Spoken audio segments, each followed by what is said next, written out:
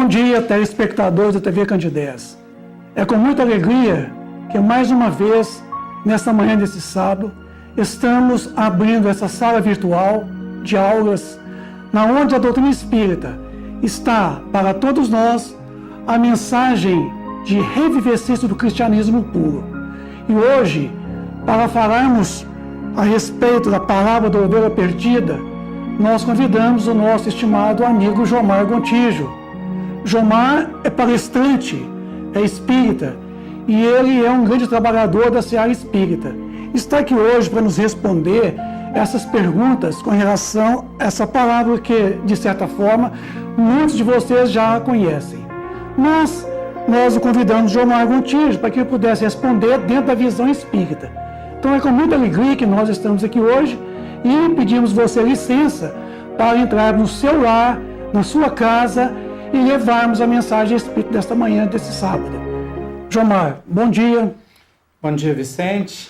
É uma alegria novamente estar nesse programa que tem irradiado a doutrina espírita para a nossa cidade e região. Muito bem. Jomar, nós temos aqui hoje qual o verdadeiro significado geral dessa parábola e por que Jesus se expressava através de parábolas? Vou começar respondendo a segunda parte da pergunta, que é por que Jesus utilizava a parábola. Se a gente estudar o Evangelho, a gente percebe que o único título que Jesus realmente aceita é o de mestre, é o de professor, né? Inclusive, os chamavam de rabi ou rabone, que é um título de professor. Então, Jesus, ele reencarna, ou melhor dizendo, ele encarna no planeta Terra para nos ensinar, para ser nosso professor, para ser nosso guia e modelo, como os Espíritos, no livro dos Espíritos, referenciam a ele. Então, Jesus, em todo momento, em todas as circunstâncias, ele usava o que acontecia para ensinar. E ele escolheu, né, ou ele buscou o melhor método para poder nos ensinar. E esse método foi o método das parábolas. Por vários motivos, mas eu percebo dois motivos principais, que inclusive eu, como professor, algumas vezes utilizo parábola também.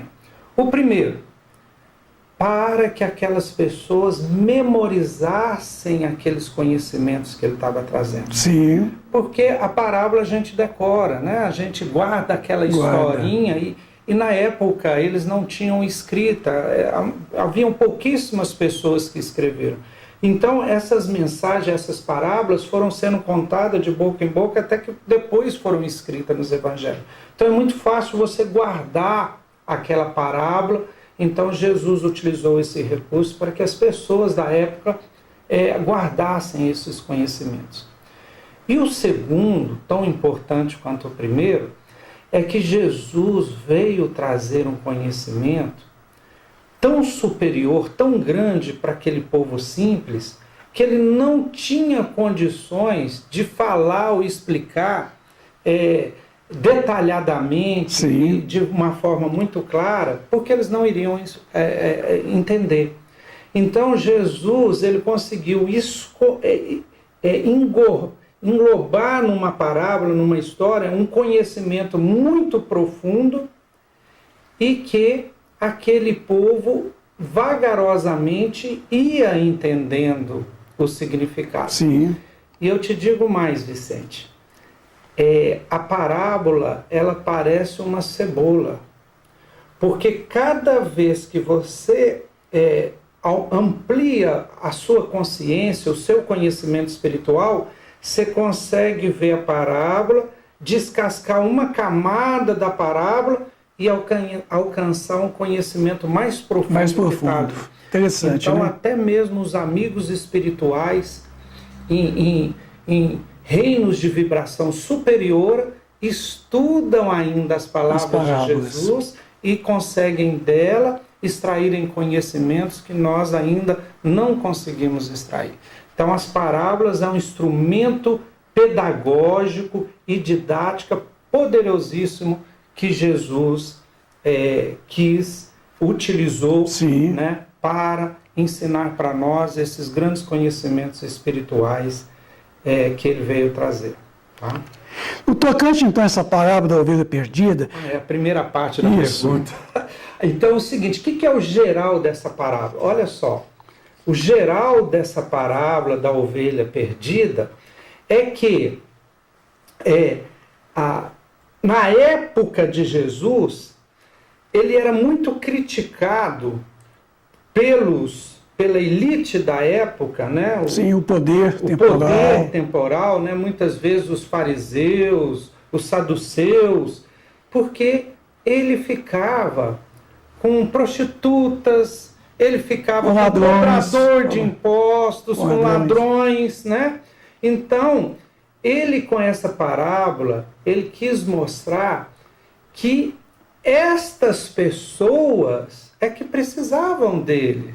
Ele veio para ensinar, e um professor, ele não vai ensinar quem já sabe, ele vai ensinar quem não sabe. Então, a parábola, na época principalmente, o conceito que Jesus quis mostrar foi que ele veio para salvar ou para ensinar para aquelas pessoas que ainda não compreendiam.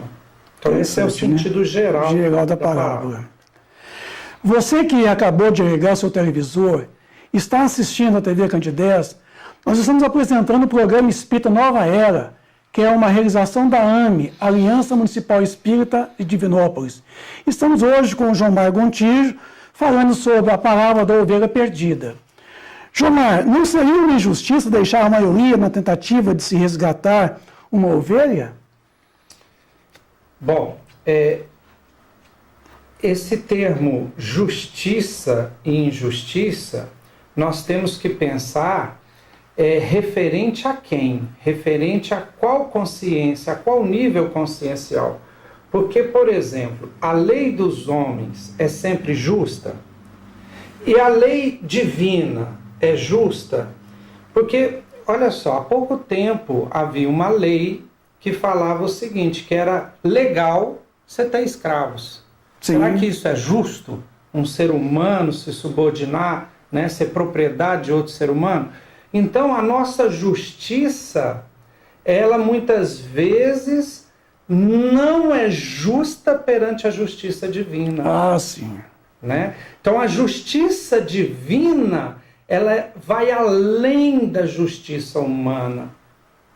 Por exemplo, então, se você pensar, né, num pensamento matemático muito comum da justiça humana, 99 vale mais do que 1. É uma matemática, sim, assim, né? Mas aí, será que uma vida, né, tem um valor inferior ou superior a outras vidas? Quando a gente pensa assim, o valor da vida é um valor infinito. Você compara um infinito e 99 infinito, não dá para você agir matematicamente. Isso. Então, o que acontece?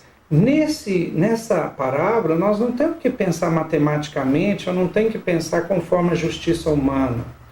Nós temos que ir e pensar espiritualmente. A dificuldade de entender Jesus, e muitas vezes a gente acha que a moral de Jesus é uma moral estranha, é porque Jesus não fala da matéria. Sim. Ele fala do espírito. Ele não fala das leis materiais. Ele fala das leis espirituais. Quando Jesus, Vicente, fala assim, o que contamina o homem não é o que entra pela boca, mas é o que sai. Se você pensar que homem é corpo, ele está completamente enganado, porque quem contamina o corpo é o que entra pela boca. Sim. Você come uma coisa contaminada, contamina o corpo.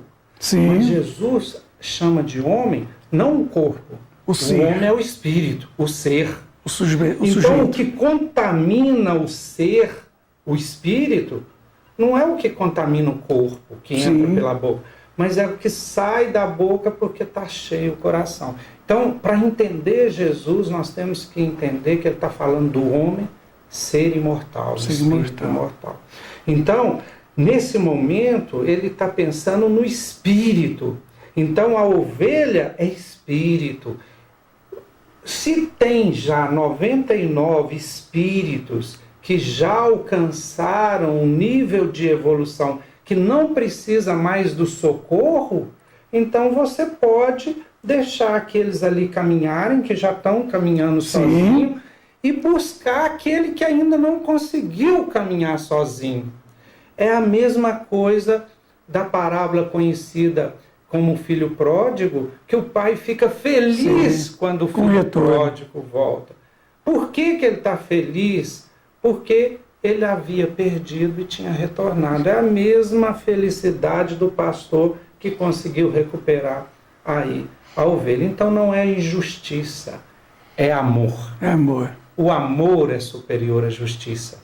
Na lei divina, o amor é uma justiça muito mais plena do que essa justiça humana nossa. Inclusive é comum falar que existe uma diferença, uma distância enorme entre a lei e a justiça. Quer dizer, entre a justiça e a lei. Porque nem tudo que é legal é moral.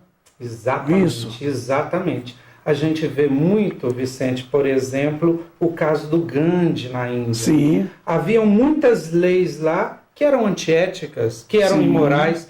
E Gandhi, então, por exemplo, foi pegar o sal, porque ele achava que era lícito recolher o sal, enquanto a lei submetida na Índia não permitia. Gandhi foi preso por conta disso. Mas ele mostrava que a ética dele estava superior àquela lei lá. Igual a gente falou da escravidão. Era legal, mas era imoral. Porque não está de acordo com a lei divina. Exatamente. Agora, tem muita coisa ainda, Vicente, que nós já sabemos que é injusto, mas a lei ainda tema em ficar daquele jeito. Então, nós temos que melhorar nossas leis, buscando a justiça, Isso. e depois a nossa justiça buscar a justiça divina, que é uma justiça além ainda da nossa justiça. Que é maior. E é maior e é mais lenta, né? É como dizer que a justiça dos homens é muito lenta, a de Deus é mais lenta ainda. Porque Deus dá o tempo todo para nós. Exatamente, porque nós medimos o nosso tempo do nascimento à morte. Isso. Queremos todos os resultados agora, nesse nascimento à morte. Isso. Para Deus, não. Para Deus, nascimento e morte é um segundo, né? Deus não teve começo nem terá fim. Então, Ele nos dá todo o tempo necessário. Todo o tempo. Né? Muito bom.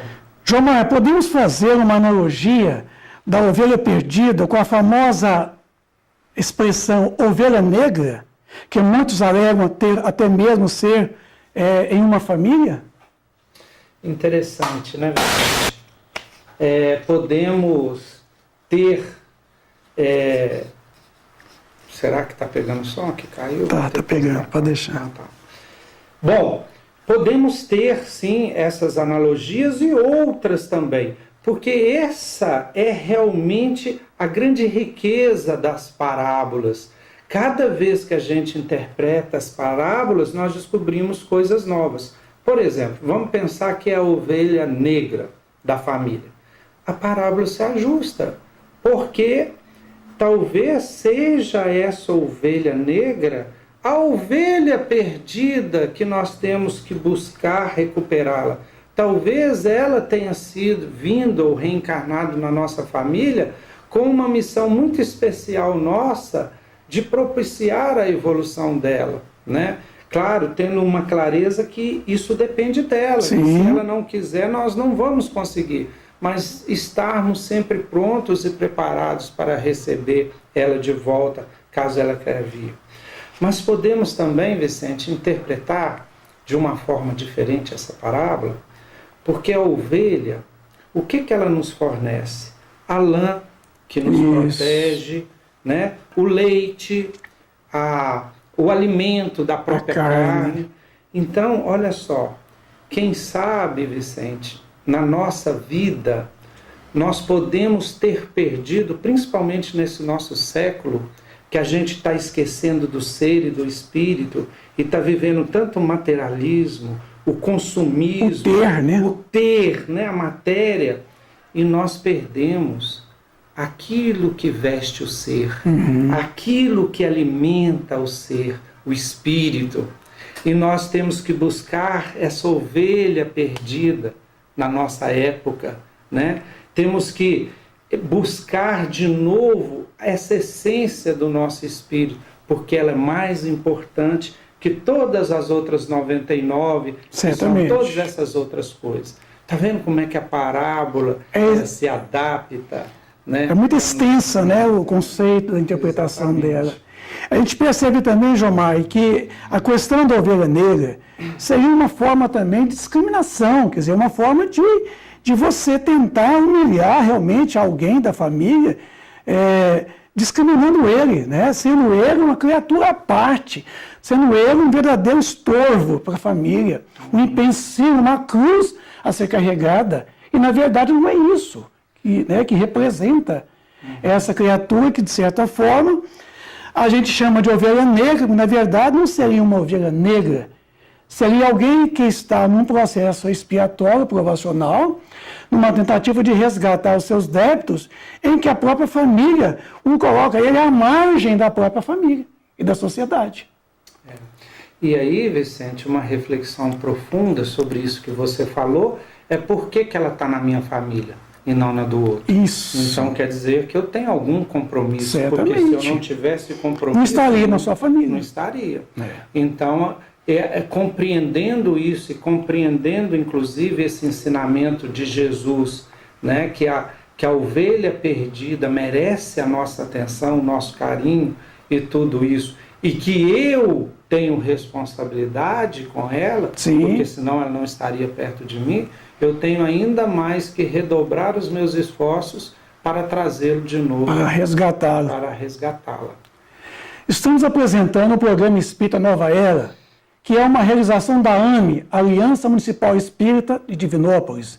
Estamos aqui hoje com o Jomar Gontijo, trabalhando a interpretação da parábola da ovelha perdida. Jomar, a alegria de uma recuperada antes às 99, que não se extraviar, é maior. Por quê?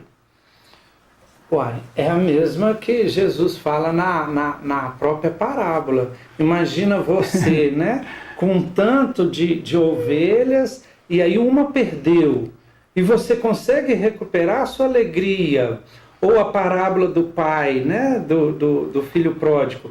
Aquele filho estava perdido e ele recupera, né, porque o filho reclama com o pai. Você lembra da parábola? Ele reclama: pai, mas eu sempre estive perto de você. Aí fiz o pai, tudo, sua vontade. Tudo, né? Aí o pai fala para ele, explica para ele: olha, tudo que é meu é seu. Você tem que ser... Agora ele estava perdido, ele estava morto e ele voltou. Então essa alegria de quando a gente consegue. Imagina, por exemplo, essa irmã da sua família, que é tida como ovelha negra e tal, e que é a irmã, e você consegue de repente trazê-la de volta, você consegue recuperá-la, né? Imagine, por exemplo, uma mãe que um filho entra para as drogas e se afunda no poço, e a mãe consegue de novo trazê-la, né, desse abismo que é as drogas, a alegria que a mãe fica. Então eu acho que é essa alegria que Jesus se refere, é a alegria de você ter conquistado, né, ou cumprido a sua missão na Terra. Porque quando você tem na sua família uma coisa assim, você consegue recuperar e consegue, é uma missão, né, que você realiza. Então é essa felicidade da alma, do espírito, que a gente consegue, que a gente sente quando consegue realizar um feito desse de recuperar uma ovelha perdida. Inclusive, a Rede Globo está exibindo uma novela agora, do outro lado do paraíso, onde existe uma anã, uma senhora anãzinha, em que a família discrimina ela totalmente, a coloca ela à margem da própria família pelo fato de que ela é de baixa estatura e é uma anã. Então, se percebe que essa discriminação existe em uma sociedade como a nossa de hoje, né? Ainda há discriminação por parte dos próprios pais com relação aos filhos. Nesse caso aí, Vicente, nós podemos até lembrar que muitos espíritos superiores nascem em algumas famílias com algum tipo de característica assim, para educar os pais. Para ensinar os pais. Professores dos pais. Exatamente. Né? Verdadeiros professores. Muitas vezes os pais têm problemas sérios de egoísmo, de vaidade, E um filho assim vai ensinar muito, né? Lembrando que a escola da terra, a escola que reencarnamos, é uma escola para o espírito. Nós temos que aprender aqui são as virtudes do espírito, Sim. que são diferentes dessa cultura, desse conhecimento científico material. É outra coisa. Jomar, quem são os pequeninos a quem Jesus se refere e qual nossa responsabilidade perante esses? Os pequeninos que Jesus se refere são exatamente as pessoas que estão precisando dessa orientação, que se desviaram, né? Que precisam realmente do auxílio daqueles que estão mais na frente, né? E muitas vezes Jesus fala que esses pequeninos são mais fáceis de ser auxiliados, de serem ajudados, do que aqueles que se acham grandes, não são os vaidosos, né? Os orgulhosos, de páfia, de orgulho, porque eles acham que sabem tudo, né? E muitas vezes a humildade ainda está nesses pequeninos, que Jesus algumas vezes falam pobres de espírito, porque eles estão prontos para receber, mas ainda não tiveram a oportunidade de conhecer esse conhecimento espiritual que Jesus veio trazer, que o Espiritismo esclarece, indiferentemente desses que acham que sabem tudo e que não estão, são os copos cheios, né? Que não recebem mais nada. Então Jesus se referia aos pequeninos dessa forma. É uma das interpretações possíveis. E na verdade, quando ele fala, né, bem-aventurados pobres de espírito, ele não está se referindo aos baldos de inteligência, né? As pessoas que não têm uma inteligência desenvolvida, mas está se referindo àqueles que, na verdade, eles trazem a maior riqueza, a riqueza intrínseca, que é aquela que é da humildade. A humildade é justamente o contrário do orgulho, né? Porque, na verdade, a gente não dispõe do orgulho, a gente elabora o orgulho em humildade. Exatamente. O que acontece? Jesus gostava demais de falar para o povo, porque mesmo com as parábolas e tudo, ele sentia que o povo estava pronto para receber, o povo sofredor e tal. E já, por exemplo, para os fariseus, né? Para aqueles do Sinédrio, os gentios o negavam a receber, né? Então Jesus gostava dos pequeninos porque os pequeninos eram humildes e estavam de coração aberto para receber. Inclusive tem uma passagem do Evangelho que fala: vinde a mim todos vós que sofreis, estáis cansados e oprimidos, e eu vos aliviarei. Tomai sobre vós o meu jugo e aprendei de mim, que sou brando e humilde de coração. Aí encontrareis o quê? Refresco, refrigeração, quer dizer, paz, consolo e reconforto para as vossas almas. Porque Jesus veio trazer o amor, essa justiça divina que a gente chama de amor. E o fardo dele é mais leve, mais suave, porque o amor é muito melhor do que a lei mosaica, dente por dente, olho por olho, aquela coisa toda, né? Então Jesus veio trazer a proposta do amor. Agora, será que nós estamos prontos para amar? Porque enquanto a gente quiser essa justiça do talião, né, a gente vai sofrer as consequências. Certamente. Com o mesmo peso e medida que julgar o outro, você também vai ser julgado. E Gandhi já nos alertava, né? Se é olho por olho e dente por dente, vai acabar todo mundo banguela e cego. Vai. Inclusive, essa pena do talião, a proposta de Moisés não é uma proposta pedagógica, porque é uma proposta que tenta conduzir um povo pelo temor. Pelo medo. Né? E a proposta espírita, que é justamente a revivescência do cristianismo, é aquela proposta pedagógica que busca a educação do ser, né? E não a punição do ser pelas faltas cometidas, mas a possibilidade de poder recuperar o tempo perdido. Isso aí. Jomar, estamos finalizando o nosso programa. Gostaríamos de agradecer a vocês pela presença, pelo carinho dessa manhã de hoje. Está exposando esse tema tão interessante, a parábola da ovelha perdida, aos nossos telespectadores da TV Candidez. Queremos desejar a todos vocês que tenham um bom dia, que a presença do Cristo seja no lar de vocês, que a luz, que a paz do Cristo seja estabelecida em cada um de vocês que nos ouve. E aguardamos vocês no próximo sábado, às 9h30 da manhã, e este programa será reprisado na próxima terça-feira, às 7 horas da manhã. A todos um bom dia, fica com Deus. Obrigado. Bom dia a todos.